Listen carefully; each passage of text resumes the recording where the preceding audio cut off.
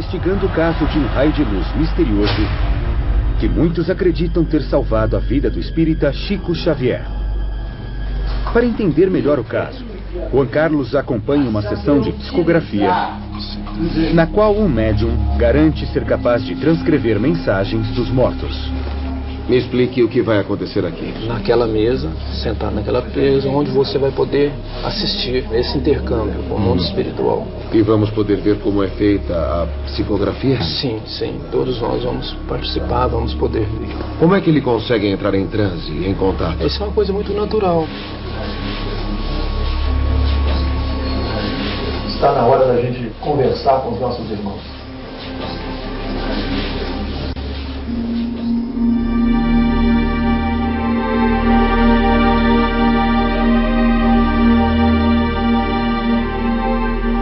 O médium Carlos escreve em silêncio durante 2 horas.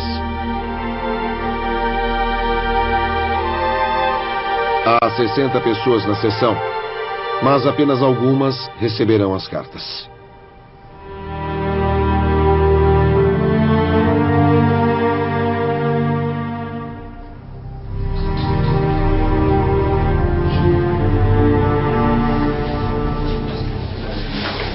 A sessão de psicografia termina.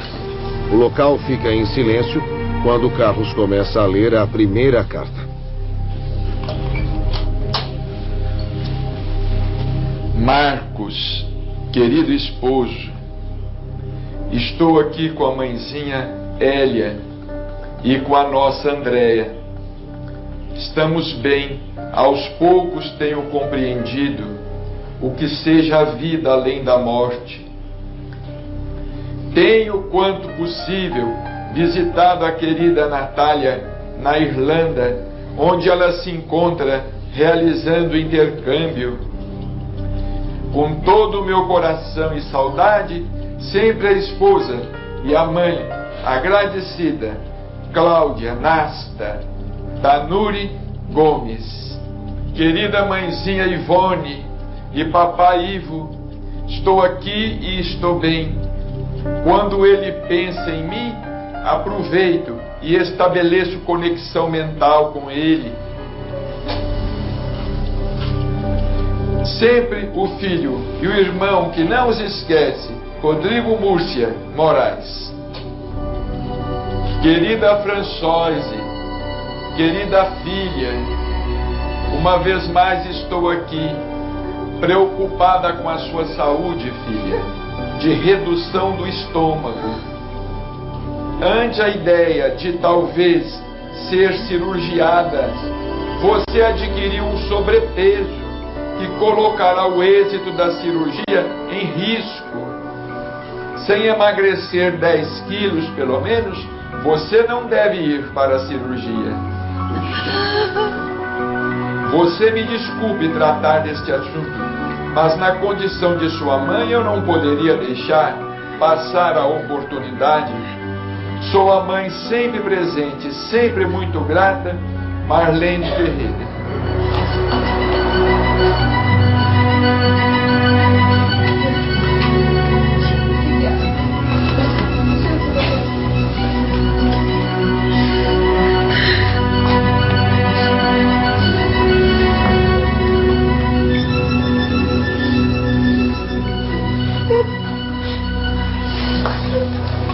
Eu não recebi nenhuma mensagem da minha avó falecida. Vou conversar com as pessoas que receberam cartas.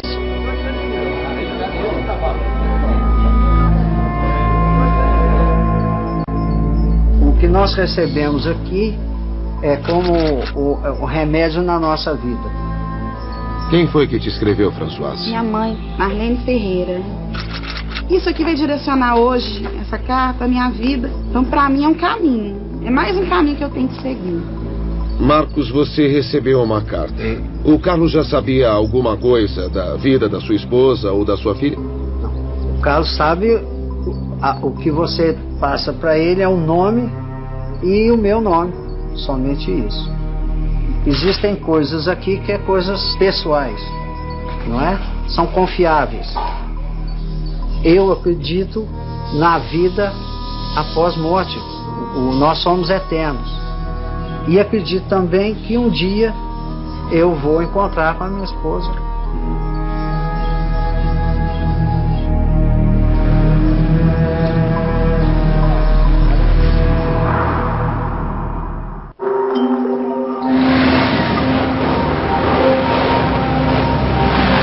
Juan Carlos e Gabriela estão no Brasil, investigando a aparição de um raio de luz misterioso que curou milagrosamente o famoso espírita Chico Xavier em 2001. Juan Carlos marcou um encontro com um médium para entender como é possível falar com os mortos. Carlos, me ajude a entender o que eu vi hoje. Nas cartas que acabou de escrever, há detalhes muito precisos, detalhes que só a pessoa que foi até a sessão pode conhecer. Com a experiência, o médium vai tendo mais segurança. E tendo maior segurança, esse entrosamento dele com o espírito entra num grau maior de confiança. O médium é um sensitivo, é alguém que percebe o pensamento dos espíritos. É como se fosse um telepata. O Chico Xavier estava num estado muito grave no hospital. Um homem do lado de fora fez este vídeo, que você já deve ter visto. É a imagem de uma luz estranha. Outras vezes parece simplesmente que é um reflexo, um lampejo. Por que atribuir esta luz a um raio isolado do Sol? E não atribuirmos a esta luz, o fato de que realmente uma entidade espiritual ou diversas entidades espirituais naquele momento, naquele exato momento, porque você veja bem, isto coincidiu com a melhora dele. Os espíritos interviram e ele começou a se recuperar e logo recebeu alta do hospital, voltou para sua casa.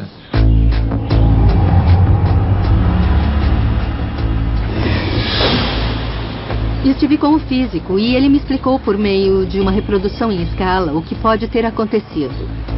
E é bem simples. Um objeto em movimento reflete os raios do sol. E o fotógrafo que estava lá captou com a lente. Bom, a explicação científica foi feita, parece razoável e é mais um passo. E você, como foi? Bom, eu fui à minha primeira sessão de espiritismo. O que sentiu quando estava lá? Que impressão teve? Na verdade, eu não sei se eu consigo pensar nisso com muita clareza, sabe? Tem coisas que eu não posso explicar. E outras que eu não creio. Carlos Bacelli mencionou uma família, Muscat. Eles receberam 50 cartas. 50? 50. Seria bom conversar com essa família. Eu gostaria de falar com eles para saber o que vivenciaram através dessas cartas. Tá certo.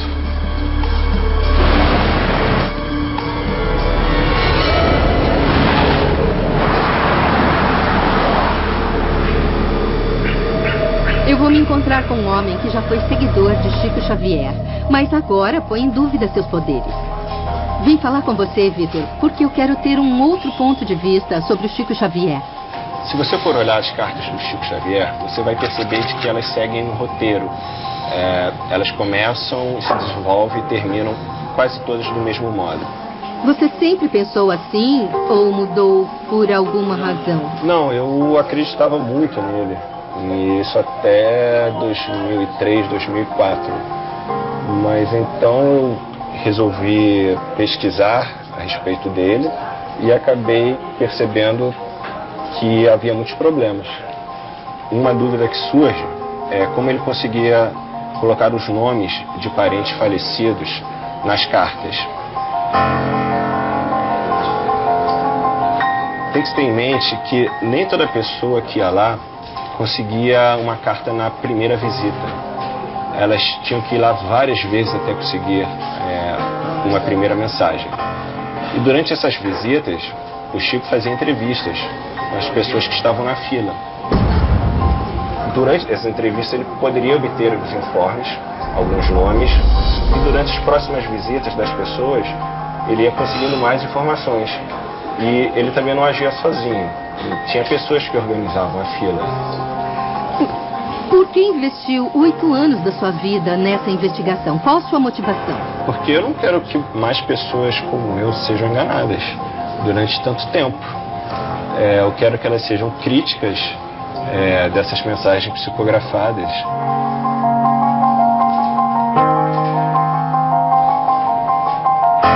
Chico tinha uma frase que dizia: é melhor a mentira que consola do que a verdade que fere. Eu acho o contrário. Eu acho que eu prefiro a verdade independente da dor que ela provoque. É melhor do que viver numa ilusão. Essa é a minha postura. Tinha uma frase que dizia: é melhor a mentira que consola do que a verdade que fere. Eu acho o contrário. Eu acho que eu prefiro a verdade independente da dor que ela provoque. É melhor do que viver numa ilusão. Essa é a minha postura. Chico tinha uma frase que dizia: é melhor a mentira que consola do que a verdade que fere. Eu acho o contrário. Eu acho que eu prefiro a verdade independente da dor que ela provoque. É melhor do que viver numa ilusão. Essa é a minha postura. Quando a verdade vier à tona, vai ser um choque muito grande, como foi para mim.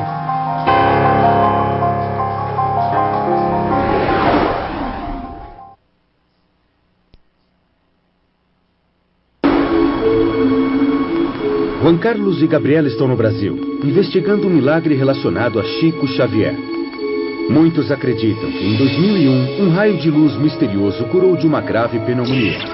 O paciente, que já estava em estado terminal, começou a melhorar. Se a recuperação de Chico Xavier foi um milagre, não durou muito.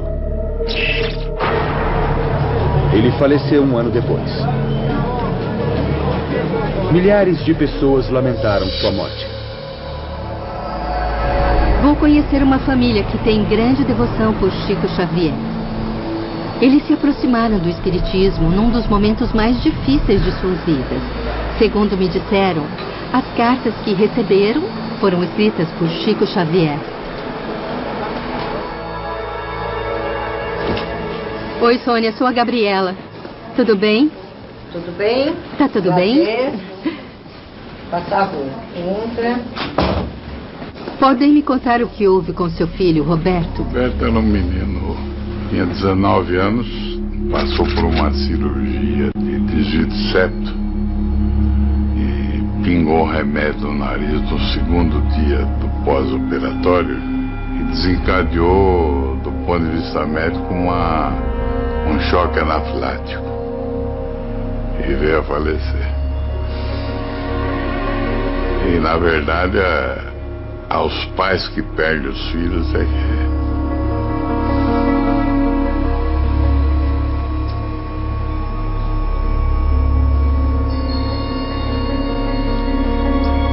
Desculpa.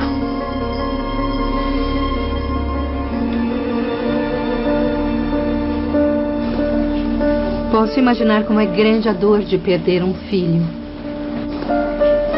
Como foi o primeiro encontro com Chico Xavier? Aí fomos a primeira vez e eu quis a segunda. E eu continuei indo, fui mais 5 vezes. E não recebia nada. Eu era uma mera assistente lá, uma mera mãe que perdeu um filho e estava esperando por alguma comunicação. E veio a mensagem. Ó, não preciso te contar minha alegria. Ele trouxe, assim, nomes de familiares, como minha mãe recebeu ele lá em cima. Tudo.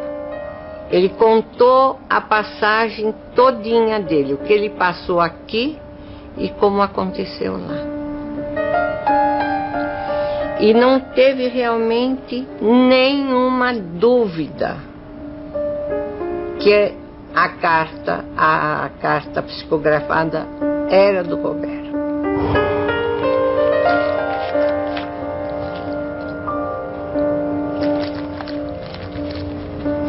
Então vocês dois são espíritas? Seu marido também acredita? Ele nunca foi espiritualista. Mas antes disso, o senhor não acreditava? Claro que não. Antes disso aí, eu não... A minha formação não permitia isso. Ela estava caída completamente, a ponto de eu ter que levá-la para interná-la em algum lugar para que ela melhorasse. Ela foi para lá, eu disse: você recebeu mensagem. E ela me disse isso. Isso foi um início para que eu começasse a não duvidar mais das coisas. Foi para mim uma parte muito essencial. Explicação, eu não sei como dar. Faz bem para você, faz bem para sua família, tá tudo bom.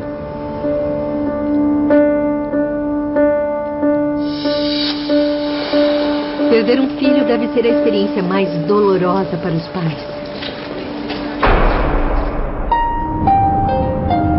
É óbvio que o Davi e a Sônia encontraram um grande consolo nessas cartas.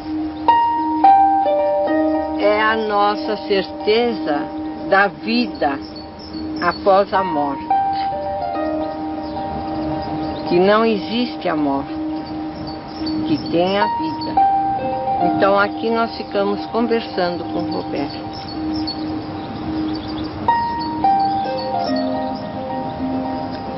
"19 anos de amor. E temos certeza que aqui estamos, mas ele mesmo está no céu.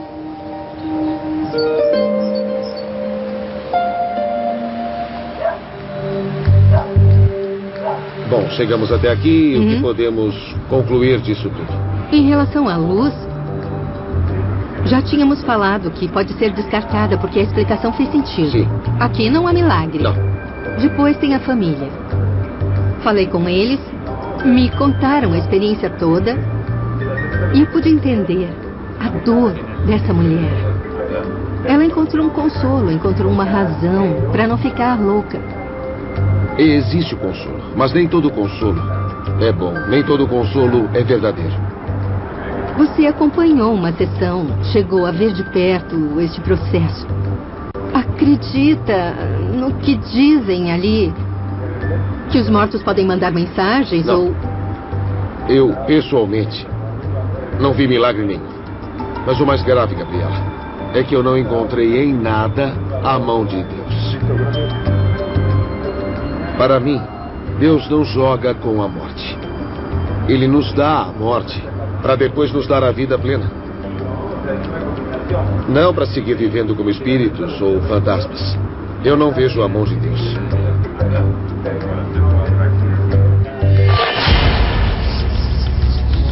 A seguir, é difícil concluir que há uma conspiração. Podem tirar o som de lá, mas Deus não joga com a morte. Deus não joga com a morte. Deus não joga com a morte. A morte foi vencida, foi tragada em Cristo. Ele não brinca com ela, ela virou um patrimônio, um portal dimensional. A morte agora é nossa, no sentido apenas de que ela deixou de ter o poder de matar.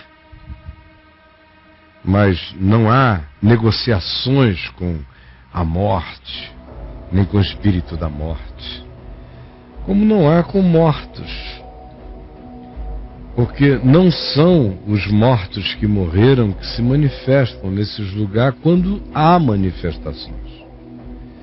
Em muitas ocasiões o que há mesmo é relação paranormal, em muitas ocasiões. Relação paranormal, troca telepática. Em outras existe grupo, armação, montagem, como em vários lugares a gente vê acontecendo. E em outros ainda existem manifestações espirituais, sim, mas não dos espíritos mortos, não dos falecidos, mas sim desses que Paulo chama de poderes mediúnicos do mal, desses que hoje atuam nos filhos do engano, do equívoco. Abriu a porta, invocou, ele vem sem que a gente invoque. Imagine você invocando. O pretexto pode ser o seu filho Roberto. O pretexto pode ser meu filho Lucas. Poderia ser, não é? Meu filho Lucas. Mas pode ser sua mãezinha o pretexto. Pode ser um tio querido, sabe lá o que. São as espiritualidades da saudade, como eu já falei aqui, que animam essas buscas e que preparam o coração. É a saudade doutrinando o coração, é a carência já pré-moldando o coração para o encontro, é a angústia da perda já fomentando na alma humana a necessidade absoluta de que verdade seja quem lá eu encontre, e que seja o meu amado, que eu quero dele saber. E aí, infelizmente, mas verdade é, o que se diz é que a malignidade se transforma em anjo de luz. Quanto mais se apresentar com cara de filho meu, de filho teu, de minha vozinha, de qualquer outra coisa, isso aí é bobagem. Nesse mundo de fantasmagorias, de cenografias, de impressões, de trocas entre a projeção inconsciente do indivíduo e a utilização que seja feita ou pelo médium inconscientemente, ou às vezes até paranormalmente conscientemente, ou pelas forças espirituais por trás daquilo. Uma coisa simples de saber. Simples. Para a gente não ficar de conversa nem de discussão, eu não discuto. Eu proponho logo um toma lá da cá, vamos ver. Simples assim. Se você me levar a um lugar desse, eu irei, eu vou. Já fui antes, nada baixa. E depois eles dizem que é porque eu estou quebrando a corrente. Agora, na hora que eles me permitem falar com Deus e orar, tudo acontece. Por que a minha presença em Cristo os impede? E por que o ajuntamento deles não me impossibilita de nada? Porque também que quando aqueles espíritos estão se manifestando, se você chegar e os confrontar e disser em nome de Jesus, que se manifestou em carne, que é Deus encarnado, e que fez isso para destruir toda a obra do diabo, me diz o teu nome, como eu já vi centenas de vezes a vovozinha falar agora como demônio, o tio falar como demônio, o membrozinho da família, ou o índiozinho no interior que se manifestava para a criança falar como demônio. Eu já vi tudo que você queira e eu não estou aqui para teorizar. Serve até a distância. Mesmo porque não é comigo, é com Deus, e Deus está aí contigo. Como a gente já viu aqui, como o nosso amigo Anderson pode testemunhar, no dia em que um assunto dessa natureza, mais ou menos, foi aqui levantado, e ele ouviu como pai de santo e se insurgiu, e depois de algumas trocas e conversas, eu propus a ele, eu digo, olha, por que você não prova os espíritos?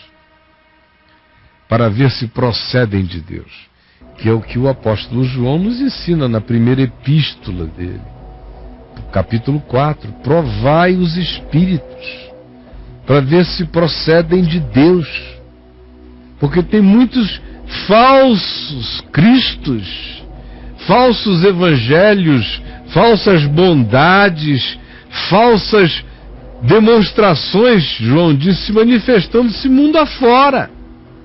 Então, para que vocês não sejam enganados pela ilusão, pela fantasmagoria, pela máscara, pela fantasia, sob hipótese alguma, é simples saber, João disse. Todo espírito que não confessa que Deus estava em Cristo, que Cristo é Deus encarnado, não procede de Deus. É o que diz João. Então eu não preciso nem chegar para saber. Você me diga, para você, Deus estava em Cristo, Jesus é Deus encarnado? O Espírito que instrui você confessa que Jesus é Deus encarnado?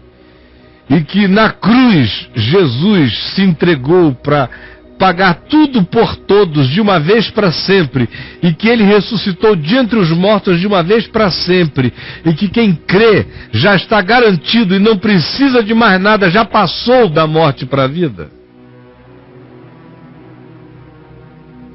Se confessar isso, provém de Deus, mas se disser que tem qualquer outra coisa além a ser feita, ou qualquer outro processo a ser agregado, não procede de Deus. João diz, antes procede do anticristo, do que trabalha contra Cristo, ainda que usando o nome de Cristo. O mundo espiritual é cheio de mentiras, enganos e camuflagens. E Jesus nos advertiu, especialmente nesses dias, quando ele disse: vede que ninguém vos engane naqueles dias, porque virão muitos falsos cristos, falsos profetas, operando sinais, fazendo milagres. Muitos os seguirão, não os sigais. Vocês têm que ser gente da pedra da esquina, do evangelho simples e absoluto. Não negociem com nada. Quem tiver essas minhas palavras, ele disse, começam em Mateus 5, terminam em Mateus 7:24. Ele disse: aquele que crê nestas minhas palavras, quem tiver isso aqui, confiança nessa graça, nesse perdão, nessa misericórdia, quem viver por essa fé expressa, por essa obediência, que começa ali nas bem-aventuranças e vai até lhe advertir sobre os fundamentos da construção da vida. Ele disse: aquele que crê nestas minhas palavras, não precisa pensar em mais nada, nestas minhas palavras, ali tem tudo. Tudo, da melhor atitude, do melhor olhar, da melhor interpretação, do perdão, da maneira como enfrentar o ódio, a vingança, o engano, a mentira, a dissimulação, a hipocrisia, tudo que destrói a alma. Aquele que erigir a sua vida sobre estas minhas palavras, vá ler lá Mateus capítulo 5, do capítulo 5 ao final do capítulo 7. Será como um homem que construiu a sua casa sobre a rocha. Podem vir todas as intempéries e tempestades, ele não vacilará. Agora, construa sobre qualquer outra bonita filosofia de vida que você ache legal, ou que se comprove através de sinais. Não, eu creio porque eu vi um sinal. Meu filho falou comigo, olha, daquelas cartas ali, eu que estou aqui lidando com gente faz anos e anos e anos e anos, eu faço bem melhores. Basta ir sentindo o que a pessoa está precisando ouvir, ainda mais com aquela deixa de chegar antes, dar o nome dos que estão lá, querendo falar com quem do outro lado, e a relação com a Lé, filho, neto, tio, avô. Pelo amor de Deus, já deu o suficiente para que quem chegue querendo saber de como o outro está do lado de lá, encontrando do lado de cá, seja um charlatão sensível ou um cara que tem um mínimo de paranormalidade, às vezes associado até a um charlatanismozinho, ele deita e ele rola. Se ele for consciente disso, fará isso com maldade. Se não for consciente disso, fará isso no engano. E se abrir mesmo para receber espíritos, será instruído por espíritos malignos, pensando que está ouvindo as vozes daqueles que pais, mães ou saudosos vieram invocar e buscar. É gente enganando e sendo enganada, não necessariamente por causa de nenhuma maldade, embora muitas vezes haja aqueles que façam isto também por maldade. E em nome de dissimulação, como acontece aqui, no meio evangélico, entre pentecostais, neopentecostais e grupos de todo tipo, e em todas as religiões do mundo, e em todas as expressões de fé ou crença. Umas estão mais corrompidas do que outras, mas todas se corrompem. Senhor, abre o entendimento dos que precisam compreender. É tudo que eu te peço, em nome de Jesus. Amém. E aí, Braulinho? Muito bom, Caião. Amém. Você acha que existe alguma coisa que você possa fazer para melhorar você para Deus? Essa é a pergunta, né? É isso? É porque em todas essas outras coisas que eu falei, são as pessoas que se melhoram para Deus. E no ambiente evangélico, também são as pessoas que se melhoram para Deus. Só um grupo muito pequeno é que crê mesmo no Evangelho da Graça e o pratica, segundo os apóstolos. A maioria se melhora para Deus. Todo mundo aí. Ou faz barganhas. Quando não é se melhorar, é criar o esquema que Deus não resiste.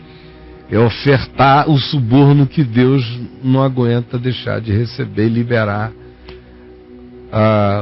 o favor para o cara. O favor, porque molhar a mão de Deus. Não é segura na mão de Deus, é molha a mão de Deus e vai. Essa é a música que o pessoal tem que inventar. Molha a mão de Deus. Molha a mão de Deus e vai. Dá pra ir. Molha a mão de Deus, molha a mão de Deus. Tá com a mãozinha lá. Meu Deus, lá, molha a mão de Deus e vai. Ele vai lá. E vai. Molha a mão de Deus e vai. Então tem o pessoal do molha a mão de Deus aqui. E tem aquele pessoal que se melhora para Deus em todos os lugares. Essa coisa das várias reencarnações para ir evoluindo é uma barganha, né? Só meu amigo, é autossalvação. Eu não tinha visto por aí assim. É autossalvação, e eu vou, é meritório. É meritório. Tudo que é meritório é barganha. Se eu faço por merecer, então eu entrei numa barganha, eu entrei nas condições da disputa. Alguém estabeleceu referências e eu aceitei as referências, lutei segundo as regras e eu ganhei. A graça é um favor imerecido. Essa frase aí mata toda essa história. Acaba com tudo, não sobra nada. Nem o cristianismo aguenta. Não aguenta. Nem o cristianismo. É um dom de Deus. Olha aí. O catolicismo é cheio de barganha, de cima a baixo. E de invenções e sincretismo. A pobre da Maria, coitada, nunca mais teve descanso. Desde que inventaram que a bichinha ouve orações, ela virou uma desesperada, uma atormentada no inferno celestial, com vozes clamando para ela de todos os lados. Maria, Maria, Maria. Ave Maria. Ave Maria, diz Maria, Ave Maria. A Maria deve estar Ave Maria. Paulo, Pedro, esses caras. Aí tem uns que entram no gosto, né? Por exemplo, Pedro é assim importante, mas ninguém faz muita oração para São Pedro não, né? Nem para Paulo. Paulo é importante, é um teólogo, mas o pessoal tem também aqueles santos estivadores, né? Benedito. Tem os santos pegadores. Causas impossíveis lá que é fantástico. Aí são esses caras que são expedito. Expedito tá enrolado. Já tá dito, o bicho é expedito mesmo. O expedito é das causas. Quando você tem um troço que não tem saída, o expedito vai te salvar. É expedito, ele resolve, ele é expedito. São Cristóvão dos motoristas. Dos motoristas, aí por aí Santo vai. Antônio, casamento. Tem os que pegam, né? Tem os santos que pegam firme. E tal. Quem não pegou mesmo foi Jesus. Jesus só virou nome de poder, né? Não pegou. Nome de poder, plastiquinho, aí ele pegou legal. Grife para abrir igreja, mas pegar como fé e consciência nunca pegou. Eu tenho uma tia que ela tinha 3 filhas, estava grávida na 4ª filha.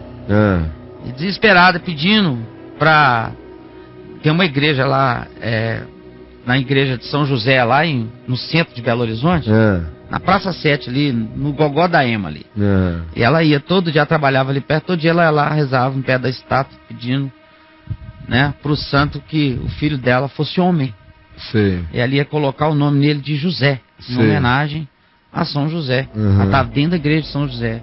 Ela ficou 8 meses, né? Que aí depois ela teve que ter o filho. E ela ficou todo dia ali, ia lá e rezava no pé da estátua, tal, não sei o que, pá. De repente, o filho dela nasce. Era um menino. Um menino. Graças a Deus, né? Aí ela foi lá agradecer. Quando ela olhou assim, era Santo Antônio, cara. Ah, rapaz, não era o José? Não, ela botou o nome do menino de José Antônio. É maravilhoso. Minha tia Marlene. Beijão, que eu amo.